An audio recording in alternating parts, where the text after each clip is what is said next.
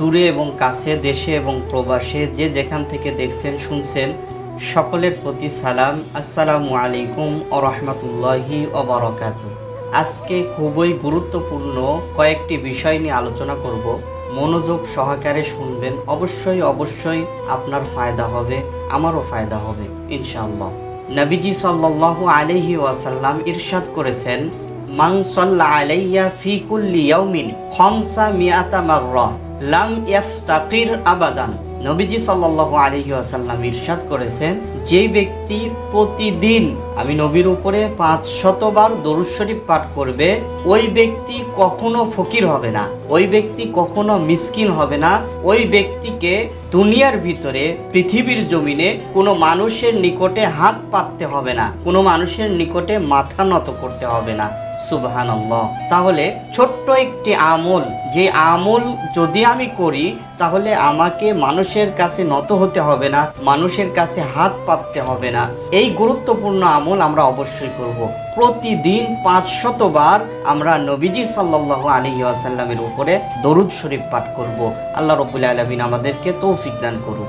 আসলে মানুষের অন্তর, মানুষের যেই মন, মানুষের আশা আকাঙ্ক্ষা কখনো পূরণ হবে না। নবীজি সাল্লাল্লাহু আলাইহি ওয়াসাল্লাম ইরশাদ করেছেন, লাউ কানা লি ইবনি আদম ওয়াদিয়ান মিন মাল লা ইয়াবতাগা সালিসা ওয়ালা ইয়ামলা জাওফা ইবনে আদম ইল্লা তুরাব ওয়া ইয়াতুবুল্লাহু আলা মান তাবা। নবীজি সাল্লাল্লাহু আলাইহি ওয়াসাল্লাম ইরশাদ করেন যে আদম সন্তানের সামনে দুটি উপত্যকা সম্পদ রাখা হয়, অর্থাৎ দুটি পাহাড় সমতুল্য সম্পদ যদি মানুষের নিকটে রাখা হয় এবং সেই দুটি পাহাড়ের মালিক যদি তাকে করে দেওয়া হয়, তারপরেও সে অপর আরেকটি পাহাড় সমতুল্য সম্পদের আশা করবে, আরেকটি উপত্যকার আশা আকাঙ্ক্ষা করবে, তার অন্তর ভরবে না, তার মন ভরবে না, তার হৃদয় ভরবে না। সে মনে করবে আমি যদি আরো সম্পদের মালিক হতাম তাহলে কতই না ভালো হতো। শুধুমাত্র মানুষের অন্তর ভরে, মানুষের মন ভরে কিসে? মাটিতে। কোন মাটি? কবরের মাটি। মানুষ যখন কবরের মধ্যে চলে যায় তখন তার আশা আকাঙ্ক্ষা সবকিছুই দুনিয়ার বুকে থেকে যায়, তখন তার আর আশা আকাঙ্ক্ষা থাকে না। ওয়ায়াতুবুল্লাহু আলা মান তাবা, এবং আল্লাহ রাব্বুল আলামিন তওবাকারীদের তওবা কবুল করে থাকেন। সম্পদের ভিতরেও যে মানুষগুলো আল্লাহ রাব্বুল আলামিনের নিকটে তওবা করে থাকেন, আল্লাহ তাআলা তাদের তওবা ফেরত দেন না, তাদের তওবা কবুল করে নেন। আমরা যদি সম্পদের মালিক হই তাহলে আল্লাহ রাব্বুল আলামিনের শুকরিয়া আদায় করব এবং আমরা তওবা করব বেশি বেশি। ইন্নাল্লাহা ইউহিব্বুত তাওয়াবিন, আল্লাহ রাব্বুল আলামিন তওবাকারীদেরকে ভালোবাসেন, এজন্য আমরা তওবা করব। আল্লাহ তাআলা আমাদের তওবাকেও কবুল করবেন। নবীজি সাল্লাল্লাহু আলাইহি ওয়াসাল্লাম আরেকটি বিষয়ে খুবই গুরুত্বপূর্ণভাবে বলেন, মানহুমান লা ইয়াশবাআন, দুইজন লোভী রয়েছে, যেই দুইজন লোভীর কখনো পেট পরিপূর্ণ হয় না, তাদের আশা আকাঙ্ক্ষা কখনোই পূরণ হয় না। 1 নম্বর, মানহুমুন ফিল ইলমি লা ইয়াশবাউ মিনহু, একজন এমন লোভী, সে হলো জ্ঞানের লোভী।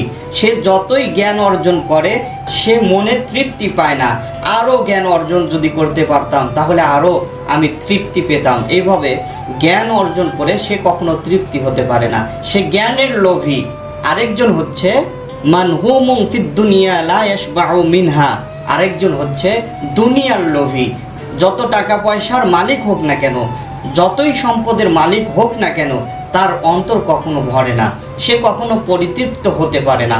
সে মনে করে যে আমি আরও সম্পদের যদি মালিক হতে পারি তাহলে কতই না ভালো হতো। এই জন্য নবীজি সাল্লাল্লাহু আলাইহি ওয়াসাল্লাম ইরশাদ করেছেন যে মানুষের অন্তর, মানুষের কলব, মানুষের আশা আকাঙ্ক্ষা কখনো পরিতৃপ্ত হয় না। পরিতৃপ্ত হয় একটি জিনিস দিয়ে, মাটি দ্বারা। সে যখন কবরের মধ্যে চলে যায়, সেই কবরের মাটি যখন সে পেয়ে যায়, তার আর কোনো আশা আকাঙ্ক্ষা থাকে না। তখন তার পরের জগৎ অর্থাৎ আখিরাতের জগতে সে হতাশা হয়ে যায়। সে যদি দুনিয়ার মধ্যে নেক আমল করে থাকে তাহলে সে তো জান্নাত পাবে, আর যদি নেক আমল না করে থাকে, সম্পদের পিছনেই যদি ছুটে বেড়ায়, তাহলে তার হতাশার শেষ থাকবে না। তার জন্য রয়েছে লাহুম আযাবুন শাদীদ, তার জন্য কষ্টদায়ক আযাব রয়েছে। ভাই ও বাবারা, আমরা অবশ্যই দুনিয়া ও আখেরাত দুটিই কামনা করব। দুনিয়াও লাগবে, আখেরাতও লাগবে। এই জন্য দুনিয়ার মধ্যে সম্পদ উপার্জন করার পাশাপাশি 5 ওয়াক্ত নামাজ এবং সঠিক পথে থাকব, হালাল পন্থায় টাকা পয়সা উপার্জন করব, সম্পদ উপার্জন করব।